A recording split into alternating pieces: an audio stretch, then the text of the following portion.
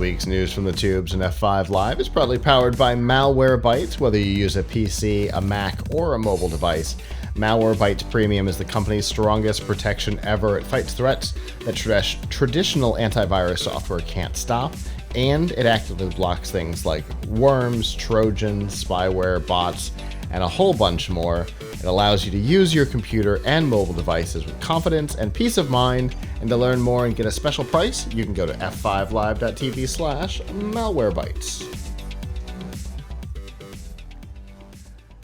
All right, so we don't often talk about Tor, the onion routing project. Certainly not in a positive light. We've had topics over the years about Tor. When you hear the darknet, oftentimes they're talking about Tor as the back end. If you don't know what it is a system that is designed to highly obfuscate your browsing. There's a 3-tier system when browsing what they call the clear net, which is the regular internet. You connect. Normally, when you're on the internet, you say www.PLUGHITZlive.com, you hit enter, and it goes to a DNS server that gets an IP address, and then you communicate with the IP address and ask for your requests. With Tor, after you've had your the IP resolved, there are now 3 servers in between. The first one knows a lot of things, the second knows less things, and the third knows almost nothing. So by the time you're out on the clear net, the computer that's actually making the request knows very little about what's happening, and it certainly doesn't know who you are. This interestingly takes us back to the first topic, because a lot of people if they don't use a VPN, or sometimes in conjunction with a VPN, like pure VPN, they'll use Tor to additionally obfuscate their behavior. But because of the structure, there is a way to knock that security down some. A lot of the security is used in places like, say, Russia or China, where large portions of the internet are blocked.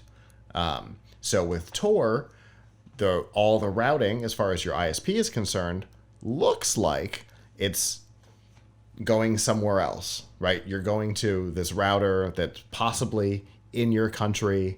It's not blocked. Everything's fine. And then it's in charge of things outside.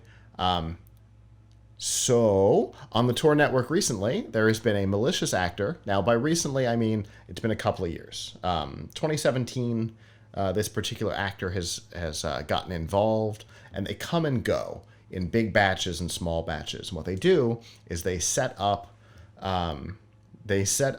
servers on both ends of the routing network, hoping that your particular route will take you through both of their systems, where they can then unanonymize the data to determine where you're coming from, because the third server doesn't know where you are. But if one person is in charge of server 1 and server 3, they can unanonymize the data, and then on the endpoint, again, block you from accessing the clear net or certain parts of it if, say, Russia or China doesn't want you to be involved. And that appears to be what's happening here.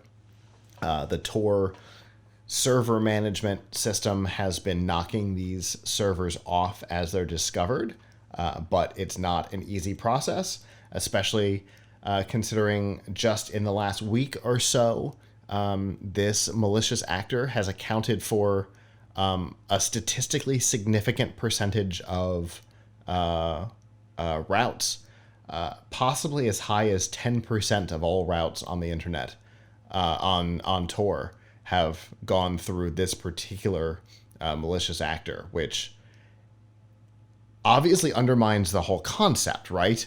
If the data is able to be unanonymized, the whole concept falls apart. Currently, it's believed to be a state-sponsored actor, which certainly sounds reasonable to me. I saw a quote that called it a governmenty thing to do, which was a phrase that I kind of liked. Because it sounds a little fresher than it's meant to. But what do you think, Abram? It's definitely taking advantage of the infrastructure and the concept of the thing to undermine the whole point. As we were talking about earlier, true privacy on the internet is very difficult to obtain. Right.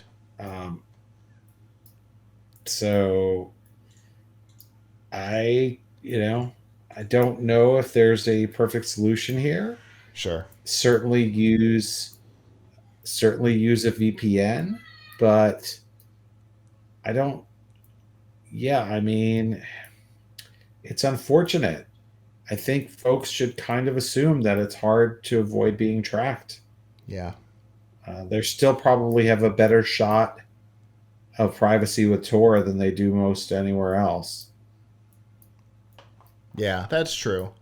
I guess it's important to note that if you are, and we're not, okay, so a couple things. First, this does not apply to sites that are behind the wall, that are .onion sites as the top level domain. This infrastructure is not the way that works. So that's not affected. And more sites are setting up onion versions of their sites, including Facebook has a completely behind the Tor firewall version of Facebook. But if you are trying to access regular sites that are perhaps blocked by your country, China and Russia are the most obvious, but India also has a pretty high filter rate on content. We've seen, other countries get high into this. Tor has been a big way to have gotten around that. Some of the Arab Spring stuff when Twitter was knocked offline. Tor was part of that as well. So if you're trying to use Tor for legitimate purposes, I'm not going to give any advice on how to use Tor for illegitimate purposes. But if you're trying to use it for legitimate purposes, in this particular case for ClearNet stuff, there's a couple things you can do. The first is that you can try and get a new circuit for your site. Control Shift L on your keyboard will do that. Hopefully you can knock out 1 or 3 being that state sponsored bad actor.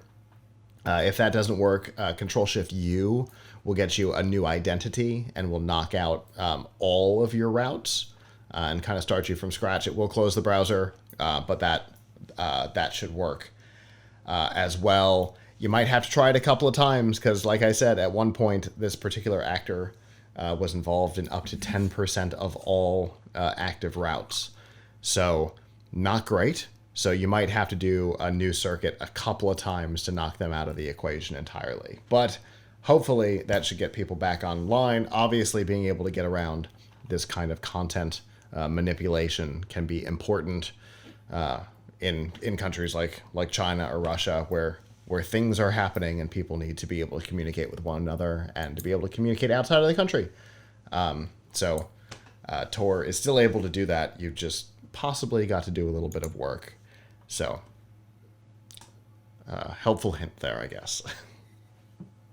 Hello, YouTube. Thanks for watching, and I hope you enjoyed this episode of F5 Live Refreshing Technology. If you did, please subscribe to the channel down below, and of course hit the notification bell because we know that subscriptions don't mean much on YouTube anymore.